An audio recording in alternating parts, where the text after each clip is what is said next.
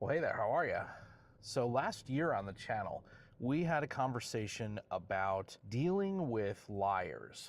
Now, most specifically, in that video, we talked about compulsive liars and pathological liars.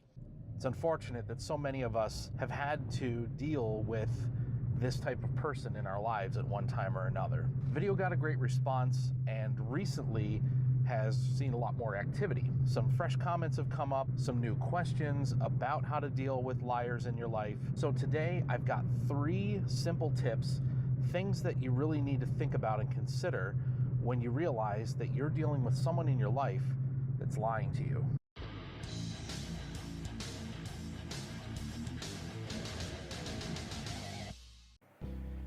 So today, I have 3 tips for you to help you determine the right approach to take when you believe that you're dealing with someone in your life who is lying to you. That could be a friend, a colleague, a coworker, a loved one, a family member, and who that person is in your life can also inform how you go about addressing it. But spoiler alert, with all 3 of these tips, figuring out how to deal with someone who is consistently lying to you has just as much to do with you and how you react to things as it does with the person themselves.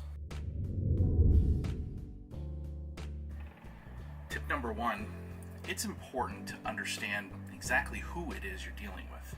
You really have to know the person in order to recognize whether or not they may be lying to you. But if you know what to look for, it's not really that difficult to identify when someone is telling regular fibs, white lies, or simply making things up. And knowing how to recognize the signs of someone that's lying to you can clue you in on how serious the situation is or isn't. Get to know how this person looks in a normal everyday setting when they're in their comfort zone, how they behave and speak when they're in a non-stressful situation. Compare and contrast this to how they deal with stressful conversations or when they talk about things that may be difficult, stuff that they've had to deal with. You may see a marked difference between those 2 different people that are standing in front of you. And forget what you've heard about eye contact. This is an old wives' tale misnomer that just doesn't play a part in modern society. Folks who tend to tell a lot of little white lies and embellishments believe this myth that liars don't make eye contact, so they will intentionally make eye contact with you.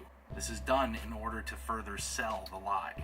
But the main point of tip number 1 is, a lot can be gained from taking the time to understand the possible reasons why this person is telling a lie. Majority of people tell lies on a regular basis to avoid something unpleasant. We need to determine whether or not this person's lies are actually harmful or not. Is this person merely trying to protect themselves from an uncomfortable truth, or from saying too much about something they know they have to keep secret from others? Maybe the thing they're holding back on or not telling the full truth about is not necessarily such a big deal. And this does, in a way, go back to what I said at the beginning.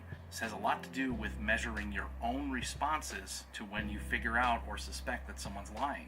Is this person lying to cover up for stealing or cheating or doing something that's hurtful to someone else or not? Is this person lying to try and manipulate other people? Those are obviously situations where action may be warranted and you've got an important decision to make. But could it be the case that this person is telling little lies because they need to avoid something embarrassing or uncomfortable? Which leads me to tip number 2.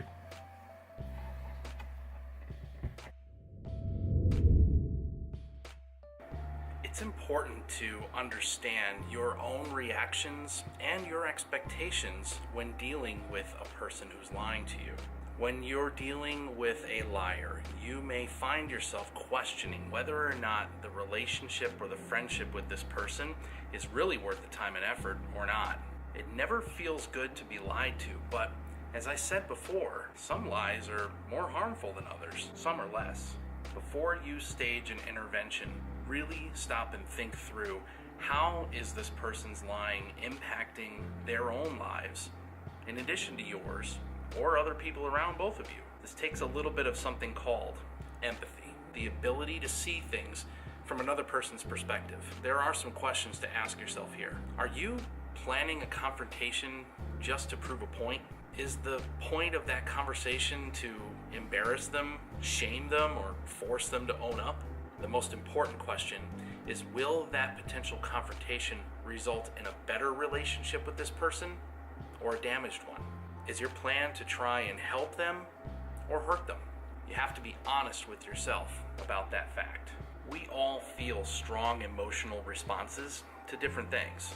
If finding out that you're being lied to completely shatters your world, then are you being completely honest with yourself about your own emotional vulnerability or how emotionally secure you are? All of this leads me to my third tip. Understand the outcome of what your next actions will be. This is critically important to being successful in dealing with someone that you think is lying to you. You have to choose your next actions based on needs, not on emotion. If you've done an honest assessment of the situation, if you've thought through what's really happening and how it does or does not harm you or others, then you can make a clear-headed decision on how to proceed. 1, you can choose to ignore it. That's a choice that you can make. But if it violates your moral code to do so, well, then that's your decision. But you do need to be honest with yourself about just how important it is that you address this lie. 2, you can confront the liar directly. Call them out. But it's going to take a real understanding of something that I live by, which is, it's not what you say, it's how you say it. Will this be a public confrontation or a private one? Will you pull them aside and gently try to open the conversation? Or will you lay it all down in front of other people? It is critical that you understand the possible outcomes and consequences of the action you take. Once again, are you being honest with yourself about what you want the outcome to be? Or are you simply stepping into this confrontation in order to address your emotional reaction to the lie? There is a third option. Empathy. You can choose to invest some time and effort into gaining this person's trust, to try and build a relationship where they may feel more comfortable confiding in you. This goes all the way back to where I started this conversation, understanding the why behind this person's lying.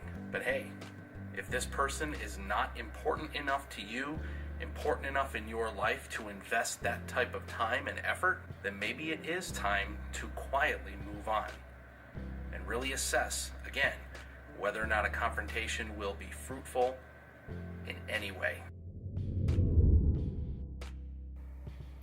In the end, how you come to the conclusion of how to deal with someone who you believe is lying to you, how you go about deciding what to do about it, can, in many ways, say just as much about you as it does about the person who lied.